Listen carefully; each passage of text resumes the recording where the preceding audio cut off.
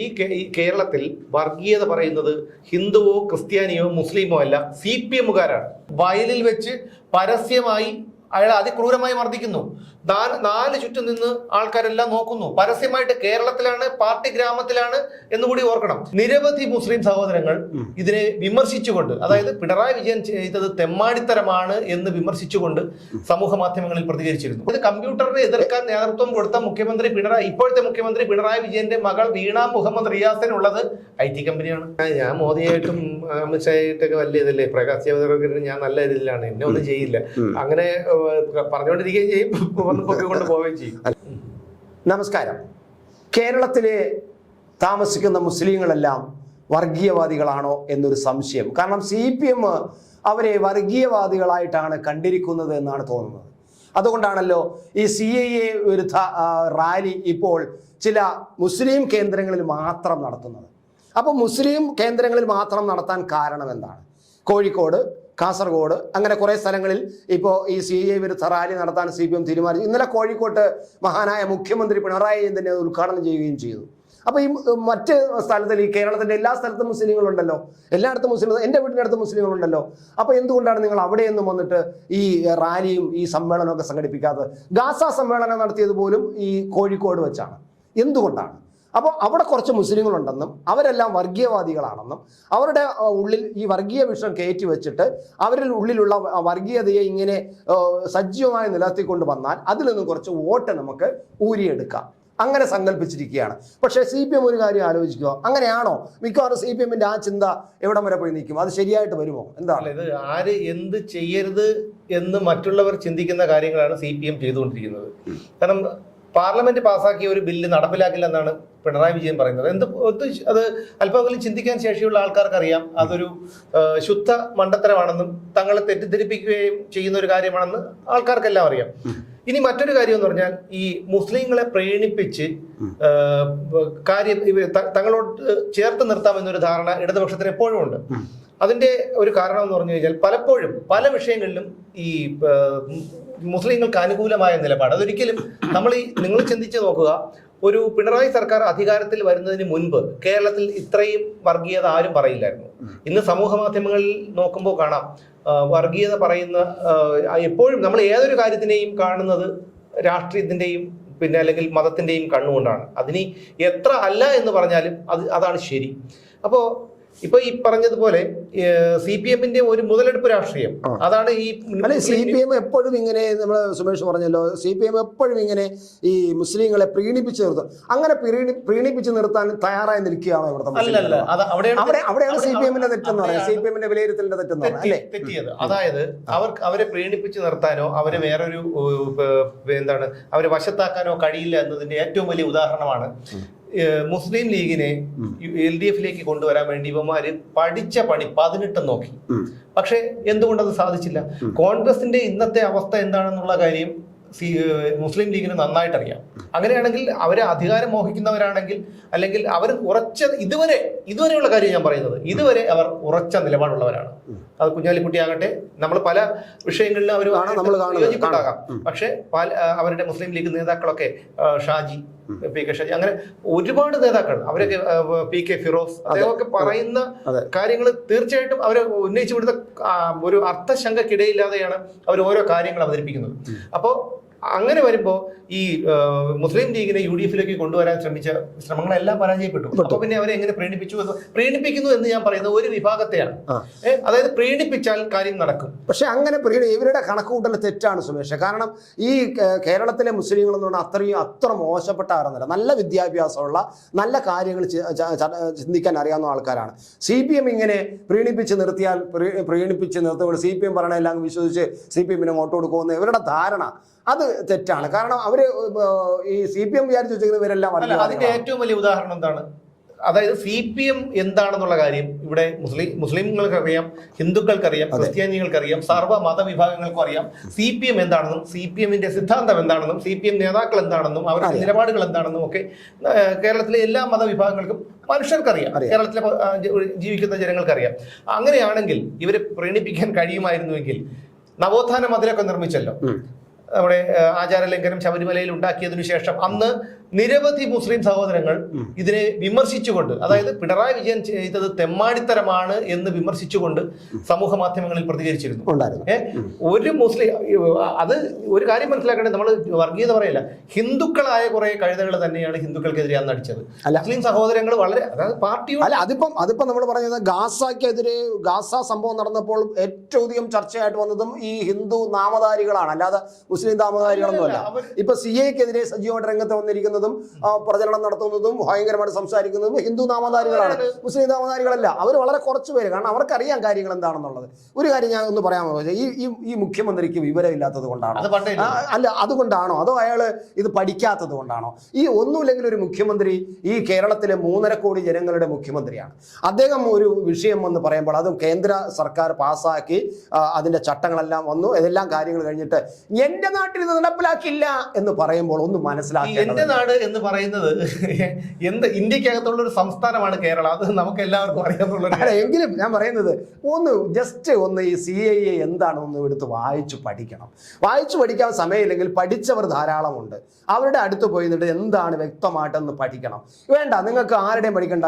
ഒരു കാര്യം ചെയ്യും, നമ്മുടെ ഗവർണർ ആരിഫ് മുഹമ്മദ് ഖാന്റെ അടുത്തേക്ക് പോയി, അദ്ദേഹം കൃത്യമായിട്ട് പറഞ്ഞു തരും എന്താണ് CAA എന്നുള്ളത്, വ്യക്തമായിട്ട് പറഞ്ഞു തരും. കാരണം ഈ തിരുവനന്തപുരത്തെ ഭീമാപള്ളിയിലുള്ള കുറച്ച് മുസ്ലിം പണ്ഡിതന്മാര് ഇദ്ദേഹത്തിന്റെ ഗവർണറുടെ രാജ്ഭവനിൽ ചെന്നു. ഗവർണർ പറഞ്ഞു, നിങ്ങൾക്ക് CAയെ കുറിച്ച് എന്തെങ്കിലും സംശയം ഉണ്ടെങ്കിൽ, എന്തെങ്കിലും ആക്ഷേപമുണ്ടെങ്കിൽ നിങ്ങൾ വരൂ, ഞാൻ നിങ്ങൾക്ക് മറുപടി പറഞ്ഞു തരാം എന്ന് പറഞ്ഞു. ഈ ഭീമാപള്ളിയിലെ, ബാക്കി ഒരിടത്തും വരും, ഭീമാപള്ളിയിലെ തന്നെ 2-3 മുസ്ലിം പണ്ഡിതന്മാർ അവിടെ ചെന്നു. ആരിഫ് മുഹമ്മദിന്റെ മുമ്പ് ചെന്നിരുന്നു, അദ്ദേഹത്തിനോട് കാര്യങ്ങൾ ചോദിച്ചു. ഈ CA ഞങ്ങളെ കൊല്ലാനല്ലേ, ഞങ്ങളെ ഉപദ്രവിക്കാനല്ലേ CA കൊണ്ടുവന്നിരിക്കുന്നത്, ഇതിന് നിങ്ങൾ എന്തിനാണ് അംഗീകരിക്കുന്നത് എന്ന് ചോദിച്ചു. അദ്ദേഹം വിളിച്ചിരുത്തിട്ട് സഹോദരന്മാരെ ഇരിക്കൂ എന്ന് പറഞ്ഞിട്ട് അദ്ദേഹം കൃത്യമായിട്ട് എന്താണ് CAA കൃത്യമായിട്ടും പറഞ്ഞു കൊടുത്തു. ഇപ്പോൾ അവിടെ ഭീമാപള്ളിയിലോട്ട് പോയി നോക്കൂ, ഇപ്പൊ CA വിരുദ്ധ പരിപാടിയില്ല, CPMന്റെ കുറെ ബോർഡുകളല്ലാതെ CA വിരുദ്ധ ഒരു മുസ്ലിം സംഘടനയും. ആരിഫ് മുഹമ്മദ് ഖാൻ എന്ന് പറയുന്ന വ്യക്തി, അദ്ദേഹം ഇസ്ലാം മത വിശ്വാസിയാണ്, അല്ലാതെ ആരിഫ് മുഹമ്മദ് നമ്പൂതിരി അല്ല. അപ്പൊ ആണ് ഞാൻ പറഞ്ഞത്. അപ്പൊ അദ്ദേഹത്തിൽ നിന്ന് കൃത്യമായിട്ട് വിവരം കിട്ടിയപ്പോൾ അവിടെ കുറച്ച് CPM ബോർഡുകൾ മാത്രമാണ് CA വിരുദ്ധമുള്ളത്, ഒരു മുസ്ലിം സംഘടനകളും അവിടെ CA വിരുദ്ധ ബോർഡുകൾ അവിടെ വെക്കുന്നില്ല ഭീമാപള്ളിയിൽ. കാരണം അവർ കാര്യങ്ങൾ മനസ്സിലായി. ഇനി നമുക്കൊരു ചെറിയ കഥ പോലത്തെ ഒരു ഉദാഹരണം പറയാം. എന്താണ് പിണറായി വിജയന് മനസ്സിലാക്കാൻ വേണ്ടി പറയുന്നതാണ്, അല്ലാതെ കേരളത്തിലെ ജനങ്ങൾക്കെല്ലാം അറിയാം, പക്ഷെ പിണറായി വിജയൻ മനസ്സിലാക്കാൻ പറയണം. നമ്മുടെ മലയാള സിനിമയിലുണ്ടല്ലോ സുമേഷ്, ഈ പണ്ട് ഈ റേപ്പിംഗ് സീനുകൾ ഉണ്ടാവുമല്ലോ, ബാലങ്കേ നായർ, അതല്ലെങ്കിൽ ജോസ് പ്രകാശ് ഒക്കെ. ഇപ്പൊ ഞാൻ ഒരു ഉദാഹരണത്തിന്, ഒരു സിനിമയിൽ ജയഭാരതിയെ, നായികയാണ് ജയഭാരതിയെ ജോസ് പ്രകാശ് പീഡിപ്പിക്കാൻ ശ്രമിക്കുന്നു. ഒരു സംഭവം വെച്ചോളൂ. ഈ ജയഭാരതി ഈ പീഡിപ്പിക്കാൻ ശ്രമിച്ചപ്പോൾ വസ്ത്രമൊക്കെ വലിച്ച് കീറിയൊക്കെ ചെയ്ത് ബ്ലൗസൊക്കെ ഊരി, പക്ഷെ അതിൽ നിന്ന് എങ്ങനെയെങ്കിലും അവൾ കുതിറി മാറി രക്ഷപ്പെട്ട് ഓടി രക്ഷപ്പെട്ട് ഒരു വീട്ടിൽ ചെല്ലുകയാണ്. വീട്ടിൽ ചെന്നപ്പോൾ ഈ കാര്യം മനസ്സിലായി. ഒരു കശ്മലൻ ജോസ് പ്രകാശ് പുറകെ ഓടുന്നു ഇവളെ ഉപദ്രവിക്കാൻ വേണ്ടിയിട്ട്. ഈ മനുഷ്യൻ ആ പെൺകുട്ടിയെ വിളിച്ച് നേരെ വീട്ടിനകത്തേക്ക് കഥ ഉടച്ച് അവൾക്ക് എല്ലാ സംരക്ഷണവും കൊടുത്ത് പെട്ടെന്ന് ഡ്രസ്സൊക്കെ എടുത്ത് സംരക്ഷിച്ച് നിർത്തി. എന്നിട്ട് അവളെ അവിടെ സംരക്ഷിച്ച് നിർത്തിയിട്ട് അവൾക്ക് വീട്ടിലെ തന്നെ ഡ്രസ്സൊക്കെ എടുത്ത് കൊടുത്തു. അപ്പോഴുകൊണ്ട് ജോസ് പ്രകാശ് വരുന്നുണ്ട്, എന്നെയും അകത്ത് കയറ്റണം, എനിക്കും സംരക്ഷണം തരണം. അവൾക്ക് കൊടുത്താൽ മാത്രം പോരാ, ഞാൻ അവളെ പീഡിപ്പിക്കാൻ ശ്രമിച്ചു എന്നുള്ളത് എൻ്റെ അവകാശം, ഞാൻ ചെയ്യും. പക്ഷെ നിങ്ങൾ അവളെ മാത്രം പിടിച്ചകത്ത് കയറ്റരുത്, എന്നെയും കയറ്റണം എന്ന് പറഞ്ഞാൽ അതിന്റെ അർത്ഥം എങ്ങനെയാണ് മനസ്സിലാവുന്നുണ്ടോ? അതായത് ഞാൻ ചിരിക്കാതിരിക്കുന്നതുകൊണ്ട് ചേട്ടൻ വിചാരിക്കുക എനിക്കിത് കാര്യം മനസ്സിലായില്ല. ചിരിക്കാത്ത കാര്യം പേടി കൊണ്ടാണ്. കാരണം ഇപ്പൊ ചിരിച്ചാൽ പറയും അവതാരകൻ ചിരിച്ചു എന്ന് പറഞ്ഞിട്ട് നാളെ എനിക്കെതിരെ കേസ് കൊടുക്കില്ല. ഇപ്പൊ ഞാൻ ചിരിക്കുകയാണ്, മരണമെങ്കിൽ വരട്ടെ. പക്ഷെ ഞാൻ പറയുന്നത് ചേട്ടൻ പറഞ്ഞെനിക്ക് മനസ്സിലായി. കാരണം എന്ന് വെച്ച് കഴിഞ്ഞാൽ ഇപ്പോ പീഡിപ്പിക്കാൻ ശ്രമിച്ച ഒരു കുട്ടിയെ രക്ഷിച്ചത് ആണ് ഒരു മാന്യത. ആ കാര്യമാണ് ഇപ്പോൾ നമ്മുടെ ഇന്ത്യ ഗവൺമെന്റ് ചെയ്തത്, ഭാരത ഗവൺമെന്റ് ചെയ്തത്. ഭാരത ഗവൺമെന്റ് അവിടെ പീഡനം നടക്കുന്നു, അവിടെ ബുദ്ധിമുട്ട് നടക്കുന്നു, അവിടെ ജീവിക്കാൻ പാകില്ല, അവിടെ പീഡനം തന്നെയാണ്, ശാരീരികമായും മാനസികമായും സാമ്പത്തികമായും സാമൂഹികമായും അവിടെ പീഡനം നടക്കുകയാണ്. അത് അഫ്ഗാനിസ്ഥാനിലും പാകിസ്ഥാനിലും അതുപോലെ ബംഗ്ലാദേശിലും. അതുകൊണ്ടാണ് അവരവിടെ നിന്ന് ഓടി രക്ഷപ്പെട്ട് ഞങ്ങളെ രക്ഷിക്കണേ എന്ന് പറഞ്ഞ് ഭാരതത്തിൽ വരുന്നത്. ഭാരതത്തിൽ വന്നിട്ട് 4-5 വർഷമായിട്ട് അവരവിടെ കിടക്കുകയാണ്. അവർക്ക് ആരും തിരിഞ്ഞു നോക്കാനില്ല. അവിടെ വന്ന് കിടക്കുന്നു, എന്തെങ്കിലുമൊക്കെ ജോലിയും ചെയ്ത് അവർ വല്ല അരിയൊക്കെ വാങ്ങിച്ചു കുടിച്ച് അവിടെ ടെന്റ് പിടിച്ച് കിടക്കുകയാണ്. അവർക്ക് പൗരത്വം കൊടുക്കാം. എങ്ങനെ? 11 വർഷം കഴിഞ്ഞാലേ പൗരത്വം കൊടുക്കാൻ പറ്റൂ. അല്ല, നമ്മുടെ 1955 പൗരത്വ നിയമം അനുസരിച്ചിട്ട്. പക്ഷേ ഈ ഗവൺമെന്റ് വന്നിട്ട് ഈ പാവങ്ങൾ, ഈ അഭയം തേടി ഇവിടെ വന്ന് കിടക്കുന്നവർക്ക് ഇന്ത്യൻ പൗരത്വം കൊടുക്കാൻ തീരുമാനിക്കുന്നു. ബലൂചിസ്ഥാൻ ഉൾപ്പെടെ ഉള്ള അവിടുന്ന് ആൾക്കാർ വരുന്നുണ്ട്. അപ്പോൾ അവർക്ക് ഇന്ത്യൻ പൗരത്വം കൊടുക്കാൻ തീരുമാനിക്കുന്നു. അങ്ങനെയാണ് അവർക്ക് 5 വർഷം ആയാലും മതി, നിങ്ങൾക്ക് പൗരത്വം തരാം. അതാണ് പൗരത്വ ഭേദഗതി നിയമം എന്ന് പറയുന്നത്. അതിനെയാണ് പീഡനത്തിന് ഇരയായവരെ സംരക്ഷിച്ചാൽ പോരാ, പീഡിപ്പിച്ചവരെ സംരക്ഷിക്കണം. അത് പിന്നെ ഭരണഘടനാ വിരുദ്ധമാണ്. ഒരു മതത്തിനെ മാത്രം നിങ്ങൾ മാറ്റിവെച്ചിട്ട് അതിനെ മാത്രം നിങ്ങൾ ചൂണ്ടിക്കൊണ്ട് ഇങ്ങനെ ഒരു നിയമം ഉണ്ടാക്കുന്നത് ഭരണഘടനാ വിരുദ്ധമാണ്. അതുകൊണ്ട് ആർട്ടിക്കിൾ 14 സംബന്ധിച്ചിടത്തോളം അത് തെറ്റാണ് എന്ന് പറഞ്ഞാണ് ഇപ്പൊ സമരം നടത്തുന്നത്. അതിൽ വേറൊരു കാര്യമുണ്ട്. എന്തുകൊണ്ടും CAA നല്ലതാണ്. എന്തുകൊണ്ടാണെന്ന് അറിയാമോ? എന്തിനെയൊക്കെ CPM എതിർത്തിട്ടുണ്ടോ അതൊക്കെ പിന്നീട് വലിയ രീതിയിൽ. അല്ല, എന്നാൽ ഈ മുഖ്യമന്ത്രി, നമ്മുടെ മുഖ്യമന്ത്രി ഒന്ന് പഠിച്ചിരിക്കണ്ടേ, പഠിച്ച് മനസ്സിലാക്കണ്ടേ? ഈ ഇങ്ങനെ വന്നിട്ട് ഈ ജനങ്ങളെ പോകുന്ന ഇത്രയും മണ്ടത്തരം പറയാം. പിന്നെ പൊട്ടക്കണ്ണ മാവിലെറിഞ്ഞതുപോലെ പൊട്ടക്കണ്ണ മാവിലെറിയുമ്പോഴത്തേക്ക് അതിനിപ്പോ അതിനും വല്ല അന്ധനായ ഒരാൾ മാവിലേക്ക് എറിയുമ്പോൾ ഒരു മാങ്ങ അദ്ദേഹത്തിന് ലക്ഷ്യമില്ല, അദ്ദേഹത്തിന് കാണാൻ പറ്റില്ല.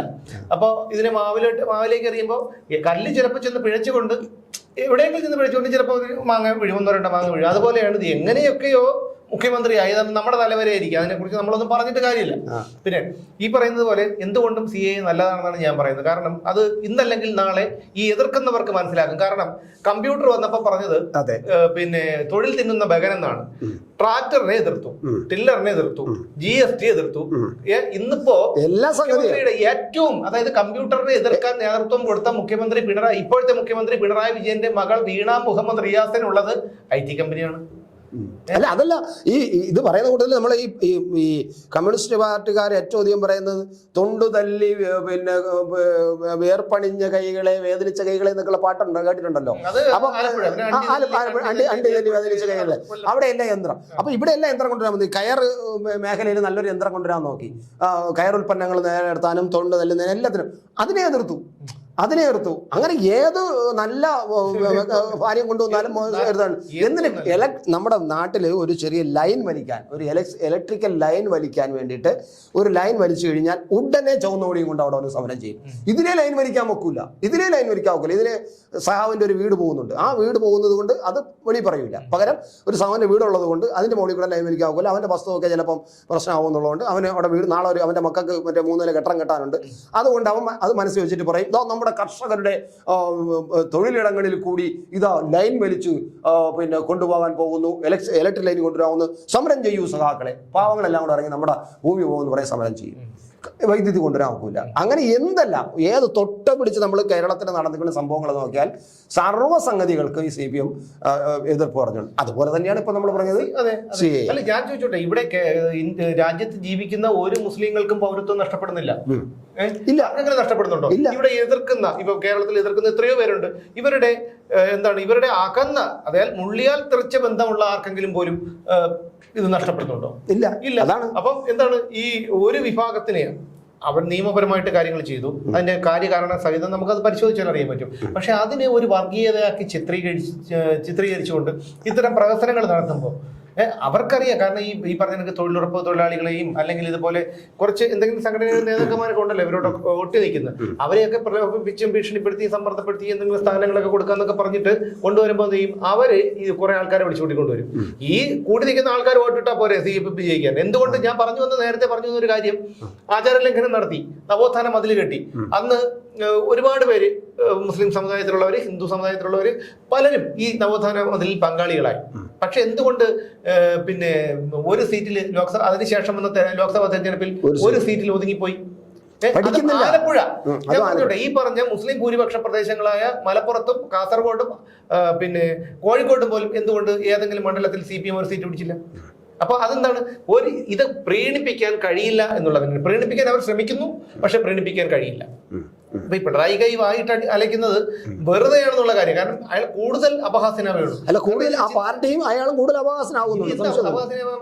അപഹാസ്യനാകാം എന്നുള്ളതിന്റെ പരകോടിയിലെത്തി നിൽക്കുക. അല്ല, ഇനിയിപ്പോ ഈ 5 സ്ഥലങ്ങളിൽ, കോഴിക്കോട് മാത്രമല്ല 5-6 സ്ഥലങ്ങളിൽ ഈ CAA വിരുദ്ധ റാലികൾ സംഘടിപ്പിക്കാൻ പോവുകയാണ്. എന്നിട്ട് അവിടെ പറയാൻ പോകുന്ന അത്രയും ഈ വർഗീയ പ്രസംഗമായിരിക്കും നടത്താൻ പോകുന്നത്. ഒരു വിഭാഗത്തെ മാത്രം എന്ന് പറഞ്ഞാണ് പറയാൻ പോകുന്നത്. അല്ല, അതാണ് ഞാൻ പറയുന്നത്. ഈ കേരളത്തിൽ വർഗീയത പറയുന്നത് ഹിന്ദുവോ ക്രിസ്ത്യാനിയോ മുസ്ലിമോ അല്ല, CPM-കാരാണ്. CPM-കാർ മാത്രമാണ് ഇവിടെ വർഗീയത പറയുന്നത്. CPM-ലെ മുസ്ലിം നാമധാരികൾ അങ്ങനെ വലുതായിട്ട് പറയുന്നില്ല. അവർക്ക് കാര്യങ്ങൾ അറിയാം, അവർക്ക് വ്യക്തമായിട്ട് കാര്യങ്ങൾ അറിയാം. ഇപ്പോ മുതിർന്ന നേതാക്കളെ പലരെ എടുത്തു നോക്കാം CPM-ന്റെ, അവർ തന്നെയാണ്. പിന്നെ CAA പോലുള്ള വിഷയം വരുമ്പോൾ അത് ശരിയാണ്, എന്നാലും ഞങ്ങൾ ഒന്ന് എതിർത്തില്ലെങ്കിൽ അവരെന്ത് വിചാരിക്കും എന്ന് കരുതി VD സതീശനും K സുധാകരനും ഒക്കെ പറഞ്ഞിട്ടുണ്ട്, ഇല്ല എന്നല്ല. പക്ഷെ ഇത് നമ്മുടെ രാജ്യത്തിന് ദോഷകരമായി ഒരു തരത്തിലും ബാധിക്കില്ല എന്നുള്ള കാര്യം നമുക്ക് എല്ലാവർക്കും അറിയാവുന്നൊരു കാര്യമാണ്. പക്ഷേ ഈ പിണറായി വിജയന്റെ ഈ എന്താണ് അയാളുടെ ഭാഷയിൽ പറഞ്ഞ പിപ്പിടികളൊന്നും ഈ ചെലവാകുന്ന അല്ല ചേട്ടാ, ഇപ്പൊ ഈ ഇടയിൽ തള്ളന്ന് കേൾക്കാല്ല, വലുതായിട്ട് തള്ളന്ന് കേൾക്കാനല്ലോ. അല്ല, അത് എനിക്ക് തോന്നുന്നു തള്ള് ഉണ്ട്. ഇപ്പതാ ഇന്ന് ഈ CAA റാലിയിൽ തള്ളു ഉണ്ടല്ലോ. ഇനിയിപ്പോ തെരഞ്ഞെടുപ്പ് റാലികൾ വരാൻ പോവുകയുള്ളൂ. കാരണം അവിടെ ED അരവിന്ദ് കെജ്രിവാളിനെ പൊക്കിക്കൊണ്ട് പോയി. അത് ഉള്ളിലൊക്കെ പേടിയുണ്ടെങ്കിൽ ഗമയിൽ ഞാൻ മറ്റേ ഇരട്ടച്ചെങ്ങനാണെന്ന് കാണിക്കണമല്ലോ. അപ്പൊ അതിന് ചിലപ്പോൾ ഒത്തിരി ഇങ്ങനെ ഗമയിലൊക്കെ നടന്ന് യോഗത്തിലൊക്കെ പോയി പ്രസംഗിച്ചുകൊണ്ടിരിക്കും. പക്ഷേ പിന്നെ തൽക്കാലത്തേക്ക് ഒരു ഇലക്ഷൻ നടക്കുകയില്ലേ, തൽക്കാലം ഇലക്ഷൻ വരെയൊക്കെ അഡ്ജസ്റ്റ് ചെയ്ത് പോകാൻ പറ്റുമെന്നുള്ള ഒരു ധൈര്യം ഉണ്ടായിരിക്കും. അതുകൊണ്ടായിരിക്കും ധൈര്യമായിട്ടിറങ്ങില്ല. ഇത് ഈ പറഞ്ഞ കണക്ക് ഞാൻ മോദിയായിട്ടും അമിത്ഷായിട്ടൊക്കെ വലിയ ഇതല്ലേ, പ്രകാശ് ജാവദേക്കർ ഞാൻ നല്ല ഇതിലാണ്, എന്നെ ഒന്നും ചെയ്യില്ല, അങ്ങനെ പറഞ്ഞുകൊണ്ടിരിക്കുകയും ചെയ്യും, കൊണ്ട് പോവുകയും ചെയ്യും. അല്ല, അത് എന്നായാലും സംഭവിക്കും സുമേഷ്. ഞാൻ പലപ്പോഴും പറഞ്ഞിട്ടില്ല, അത് എന്നായാലും സംഭവിക്കേണ്ട കാര്യങ്ങളാണത്. സംഭവിച്ചേ പറ്റൂ. അത് ചില കാര്യങ്ങൾ ഈ സംഭവം യുഗേ എന്ന് പറയും പോലെ അതാത് കാലങ്ങളിൽ സംഭവിക്കേണ്ടത് അതാത് കാലങ്ങളിൽ സംഭവിക്കും. അതാണ് സംഭവിക്കുന്നത്. എന്തായാലും ഈ നമ്മൾ ഈ ഇപ്പോഴത്തെ CPM-ന്റെ CAA വിരുദ്ധ റാലി സത്യത്തിൽ റാലി നടത്താനുള്ള സ്വാതന്ത്ര്യം നിങ്ങൾക്കുണ്ട്, റാലി നടത്താം. ഈ ഗാസ സമ്മേളനങ്ങൾ നടത്തിയവരാണ് നിങ്ങൾ. പക്ഷേ ഗാസ സമ്മേളനം കൊണ്ട് ഇപ്പോൾ ഒരു പ്രയോജനമില്ല. 100-500 പേര് മരിച്ച ആ സമയത്താണ് ഒരു ഗാസ സമ്മേളനം നടത്തിയത്. ഇപ്പൊ 6000 ചില്ലുവാനോ 18,000 പേര് ഇപ്പൊ തന്നെ മരിച്ചിട്ടുണ്ട്. ഇപ്പൊ ഒന്നും മിണ്ടുന്നില്ല. അത് മാത്രമല്ല, ഒരു മതവിഭാഗത്തിനെ എങ്ങനെയൊക്കെ പ്രീണിപ്പിക്കാമോ അതൊക്കെ ചെയ്യണം. അതായത് അതാണ് യൂണിവേഴ്സിറ്റി കലോത്സവത്തില് ഇന്തിഫാദ. ഒടുവിൽ എന്താണ് ഇന്തിഫാദ? അപ്പൊ ഇത്തരം വിഷയങ്ങൾ കൊണ്ട് വെറും അപഹാസ്യരാകുകയാണ്.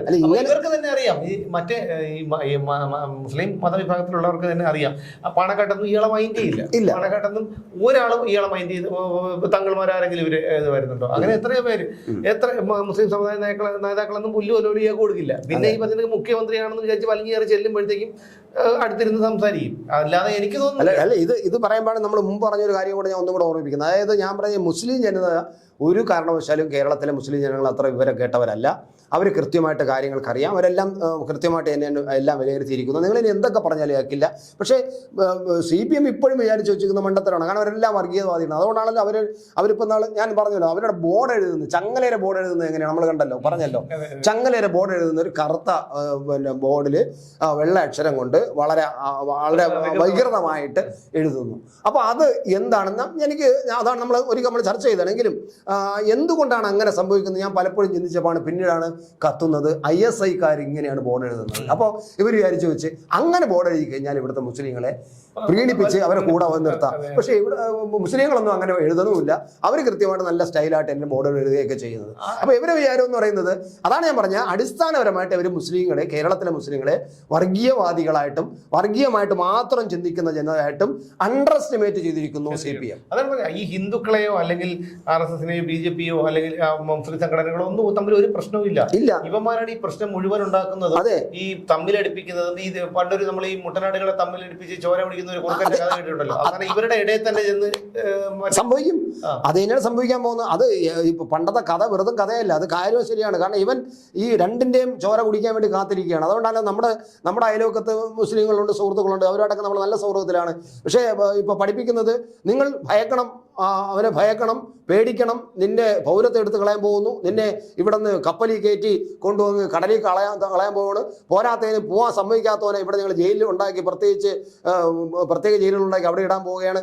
ഒരു കാര്യം ആലോചിക്കുക, നമ്മുടെ നാട്ടിൽ ഈ പൗരത്വം ഇപ്പം ഗൾഫിൽ പോയ ഒരു സുഹൃത്ത് ഇന്നാളും എന്നോട് കണ്ടപ്പോൾ പറഞ്ഞ് ഞാൻ ഗൾഫിൽ പോയ ആളാണ്, എനിക്ക് 24 മാസമാണ് വിസ ഉണ്ടെങ്കിൽ 24 മാസമാണ് വിസ ഉണ്ടെങ്കിൽ 20ാമത്തെ മാസമാകുമ്പം തന്നെ അവിടുത്തെ പോലീസ് നമ്മൾ അന്വേഷിച്ചു തുടങ്ങും. ഗൾഫിൽ ഇരുന്നാണല്ലോ, സുമേഷിനും അറിയാമല്ലോ, അന്വേഷിച്ചു തുടങ്ങും. നീ എവിടെയുണ്ട്, എവിടെയാണ് ഇപ്പോൾ, വിസ തീർന്നോ എന്നൊക്കെ അന്വേഷിച്ചു തുടങ്ങും. നമ്മൾ 24 ദിവസം കഴിഞ്ഞ് 1 മണിക്കൂറുള്ളിൽ നമുക്ക് ആ നാട്ടിൽ നിൽക്കാൻ പറ്റില്ല. പൊക്കിയെടുക്കും, അവർ കൊണ്ടുവന്ന് ജയിലിലിടും. പക്ഷേ ഭാരതത്തിൽ അങ്ങനെ നുഴഞ്ഞു കയറി വരാം. അതിന്റെ ഏറ്റവും വലിയ ഒരു ഉദാഹരണം ഞാൻ പറഞ്ഞുതരാം. ഇത് കോവിഡ് ബാധിച്ച് ട്രിപ്പിൾ ലോക്ക്ഡൌൺ ആയിരുന്ന സമയത്താണ് പത്തനംതിട്ട, ആലപ്പുഴ, കോട്ടയം ജില്ലകളിലെ, എറണാകുളത്തിന്റെ ജില്ലകളുടെ ചില വിവിധ ഭാഗങ്ങളിൽ നിന്ന് 3000-ഓളം പേർ, അതായത് പോലീസിന്റെ കണ്ണ് വെട്ടിച്ച് പായിപ്പാട്, എനിക്ക് തോന്നുന്നു കോട്ടയം പായിപ്പാടാണെന്ന് തോന്നുന്നു, തമ്പടിച്ചു. ഓർമ്മയുണ്ടോ? അതായത് പോലീസ് പോലും, രഹസ്യാന്വേഷണ വിഭാഗം പോലും ഞെട്ടിപ്പോയി. അപ്പോ അത് അന്യ സംസ്ഥാന തൊഴിലാളികൾ. അതുപോലെ ഇവിടുന്ന് എത്രയോ പേര് കുറ്റകൃത്യങ്ങൾ ചെയ്തിട്ട് കേരളം വിടുന്നു. കുറെ പേരെ പോലീസിന്റെ മിടുക്കൊണ്ട് പിടിക്കുന്നു. ബാക്കിയുള്ളവർ ഇവിടുന്ന് അതിർത്തി കടന്ന് പോയി കഴിഞ്ഞാൽ എന്ത് ചെയ്യും? അങ്ങനെ എത്രയോ സംഭവങ്ങൾ കേരളത്തിലുണ്ടായിട്ടുണ്ട്. അതുപോലെ ഇത് കേരളത്തിലെ കാര്യം, ഇന്ത്യയിൽ എത്രയോ സംസ്ഥാനങ്ങളുണ്ട്. അതെ, അപ്പൊ അവിടെയെല്ലാം ഇത് നടക്കും. ഈ പറയുന്ന വിസ ഇല്ലാതെ നുഴഞ്ഞുകയറി വരുന്നവനെ തുടരുത് എന്നാണ് ഇപ്പൊ പറയുന്നത്. മറ്റു രാജ്യങ്ങളെല്ലാം ഗൾഫിലൊക്കെ വിസ കഴിഞ്ഞ് കഴിഞ്ഞാൽ മണിക്കൂർ കഴിയുമ്പോൾ പൊക്കിയെടുത്ത് ജയിലിലിടും. അതിനൊന്നും ഒരു കുഴപ്പമില്ല, അതിനൊന്നും ഒരു പ്രശ്നമില്ല. പക്ഷെ ഭാരതത്തിൽ നുഴഞ്ഞേറി വന്നവനെ തുടരുത്. അവൻ നേരത്തെ പറഞ്ഞ ആ വിഭാഗത്തിൽപ്പെട്ട ആളാണെങ്കിൽ ഒട്ടും തുടരുത് എന്നാണ് CPM പറയുന്നത്. അവരാരും പറയുന്നില്ല കേട്ടോ, CPM പറയുന്നത്. സത്യം ഇത്തരത്തിൽ ഒരു ആശയപരമായിട്ടും പിന്നെ എന്താ പറയുക, പ്രത്യയശാസ്ത്രപരമായിട്ടും ഇത്രയും അധപ്പതിച്ച ഒരു പ്രസ്ഥാനം നാളെ നിങ്ങൾ ഇപ്പോൾ നിങ്ങൾ ചെയ്യുന്ന ഈ പ്രവൃത്തികൾ, ഈ സന്ദേശം നാളെ കേരളത്തിനെ ഉണ്ടാക്കാൻ പോകുന്ന ഭവിഷ്യത്ത് എത്രയോ വലുതായിരിക്കും. നിങ്ങൾക്ക് യാതൊരു വിലയുമില്ലാത്ത അല്ലേ. ഒരു കാര്യം കൂടി ഇപ്പൊ പറഞ്ഞു വരുമ്പോൾ വേറെ കേരളത്തിലെ രാഷ്ട്രീയ കൊലപാതകങ്ങളിലെ കണക്കെടുത്ത് നോക്കിയാൽ നിരവധി മുസ്ലിങ്ങളുടെ, അതായത് മുസ്ലിം ലീഗിൽപ്പെട്ട, കോൺഗ്രസിൽപ്പെട്ട നിരവധി മുസ്ലിം സമുദായത്തിൽപ്പെട്ടവരെയാണ് CPM കൊന്നു തള്ളിയിട്ടുള്ളത്. ഒരു RSSകാരനോ BJPക്കാരനോ അല്ല ഏറ്റവും കൂടുതൽ മുസ്ലിങ്ങളെ കൊലപാതക രാഷ്ട്രീയ വൈരത്തിന്റെ പേരിൽ കൊന്നു തള്ളിയിട്ടുള്ളത്, CPMകാരാണ്. അത് നിങ്ങൾക്ക് കേരളത്തിലെ രാഷ്ട്രീയ കൊലപാതകങ്ങളുടെ ചരിത്രം പരിശോധിച്ചാൽ മനസ്സിലാകും. ഇപ്പൊ എന്തുകൊണ്ടാണ് ഇവർ വർഗീയത പറയാൻ തുടങ്ങിയത്? നരേന്ദ്രമോദി അധികാരത്തിൽ വന്നതിന് ശേഷമാണ്. അങ്ങനെ പറഞ്ഞാൽ നരേന്ദ്ര വിരുദ്ധമാണെന്ന് ധരിച്ചുകൊള്ളും ഒരു ഇതുകൊണ്ട്. അപ്പൊ നരേന്ദ്രമോദി കേന്ദ്രത്തിൽ അധികാരത്തിൽ പ്രധാനമന്ത്രി ആയതിനു ശേഷം, അത് കഴിഞ്ഞ് കുറച്ച് നാളുകൾക്ക് ശേഷമാണ് ഇവർ വർഗീയത പറഞ്ഞു തുടങ്ങിയത്. നിങ്ങൾ ഈ കണക്കെടുത്ത് നോക്കിയാൽ മതിയല്ലോ. അവരിപ്പോ അങ്ങനെ ഈ ഒരു സമുദായത്തെ വളരെ വിരുദ്ധമായിട്ട് കാണുന്നുണ്ടെങ്കിൽ എന്തിന് ഇത്രയും പേരെ കൊന്നുതള്ളി? ഷുഹൈബ് വധക്കേസ്, മട്ടന്നൂരിലെ യൂത്ത് കോൺഗ്രസ് പ്രവർത്തകനായ ഷുഹൈബ് മുസ്ലിം സമുദായക്കാരനായിരുന്നു. അദ്ദേഹത്തിന് എങ്ങനെയാണ് കൊന്നത്? അവസരം കൊന്നത് പോട്ടെ, ഈ കൊലപ്പെടുത്തിയിട്ട് ആ അന്വേഷണം CBIക്ക് വിടാതിരിക്കാൻ വേണ്ടിയിട്ട് ഏകദേശം 3.25 കോടി രൂപയോളം ചിലവാക്കി. 75 ലക്ഷത്തോളം എന്നാണ്. അപ്പോൾ ഈ സ്നേഹമൊന്നും പോയില്ല. ഈ പറയുന്ന സ്നേഹം അരിൽ ഷുക്കൂറിനെ കൊന്നത് അങ്ങനെയാണ്. അത് അരിൽ ഷുക്കൂറിനെ പിടികൂടി പാർട്ടി ഗ്രാമത്തിൽ കൊണ്ടുവന്ന് വയലിൽ വെച്ച് പരസ്യമായി അയാൾ അതിക്രൂരമായി മർദ്ദിക്കുന്നു. 4 ചുറ്റും നിന്ന് ആൾക്കാരെല്ലാം നോക്കുന്നു. പരസ്യമായിട്ട് കേരളത്തിലാണ്, പാർട്ടി ഗ്രാമത്തിലാണ് എന്നുകൂടി ഓർക്കണം. എന്നിട്ട് പിന്നെ ചെയ്തത് എന്താണ്? ഉപ്പൂറ്റി കൊണ്ട് ഇയാൾ അടികൊണ്ട് ബോധം കെട്ട് താഴെ വീണു. ബോധമില്ലാതെ വീണപ്പോ ഉപ്പൂറ്റി കൊണ്ട് ഈ അടിച്ച ഒരു സഖാവെന്ന് അല്ലേ അവന് പറയാൻ പറ്റും, ഉപ്പൂറ്റി കൊണ്ട് കണ്ണില് അമർത്തി ചവിട്ടി. എന്നിട്ട് കൺപോള പിടിച്ച് തുറന്നു നോക്കി. അത്രയ്ക്ക് ക്രൂരന്മാരാണ്. നമുക്കറിയാലോ സിദ്ധാർത്ഥനോട് ചെയ്തത് എന്താണ്? അപ്പം ഇതൊക്കെ ഇവരുടെ ഒരു പ്രഹസനങ്ങൾ. ഇതും കൂടെ വരുമ്പോൾ ഞാൻ ഒന്നും കൂടെ പറയട്ടെ സുമേഷേ, നമ്മൾ ഈ പറയുന്ന ഈ CAക്കെതിരായിട്ട് പിന്നെ ഭരണഘടനാ വിരുദ്ധമാണ്, മതപരമായ ഒരു കാര്യങ്ങൾ ചെയ്യാൻ പാടില്ല, മതത്തിനെ മാത്രം മാറ്റി നിർത്തിക്കൊണ്ട് ചെയ്യുന്ന ഭരണഘടനാ വിരുദ്ധമാണെന്ന് പറയുമ്പോൾ ഒരു കാര്യവും മതം വെച്ചിട്ട് പിന്നെ വിലയിരുത്താൻ പാടില്ല, ചെയ്യാൻ പാടില്ല എന്നാണ് CPM പറയുന്നത്. CPMന്റെ പാർട്ടി കമ്മിറ്റി അംഗങ്ങളെ തിരഞ്ഞെടുക്കുന്നത് എങ്ങനെയാണ്? ഒരൊറ്റ ചോദ്യം. CPM പാർട്ടി കമ്മിറ്റിയിൽ, ലോക്കൽ കമ്മിറ്റിയിലോ ഏരിയ കമ്മിറ്റിയിലോ ബ്രാഞ്ച് കമ്മിറ്റിയിലും ബ്രാഞ്ച് അംഗങ്ങളെല്ലാവരും ഉണ്ടാവും. പക്ഷേ ഏരിയ കമ്മിറ്റിയിലും ലോക്കൽ കമ്മിറ്റിയിലും ജില്ലാ കമ്മിറ്റിയിലും അംഗങ്ങളെ തിരഞ്ഞെടുക്കുന്നത് എങ്ങനെയാണ്? സാധാരണ കമ്മ്യൂണിസ്റ്റ് പാർട്ടിയെ സംബന്ധിച്ചിടത്തോളം കമ്മ്യൂണിസ്റ്റ് പാർട്ടി ജില്ലാ കമ്മിറ്റി അംഗങ്ങളെ പാർട്ടി ലോക്കൽ കമ്മിറ്റി അംഗങ്ങളെ തിരഞ്ഞെടുക്കണമെങ്കിൽ പാർട്ടി പ്രവർത്തകരായിരിക്കണം, നല്ല പാർട്ടിക്ക് വേണ്ടി ഗുണം ചെയ്യുന്നവരായിരിക്കണം, അവൻ പാർട്ടിയോട് നല്ല കൂറുള്ളവനായിരിക്കണം. അതാണ് മാനദണ്ഡം എന്ന് പറയുന്നത്. ഇപ്പോൾ അങ്ങനെയാണോ? ഇപ്പോൾ കുറേ പേരെ തിരഞ്ഞെടുക്കുമ്പോൾ ഒരു സഹാവിൻ്റെ പറയുക, സഹാവേ നമ്മളിപ്പം ഈ കമ്മിറ്റിയിൽ 14 പേരാണ് ഉൾപ്പെടുത്തിയിരിക്കുന്നത്.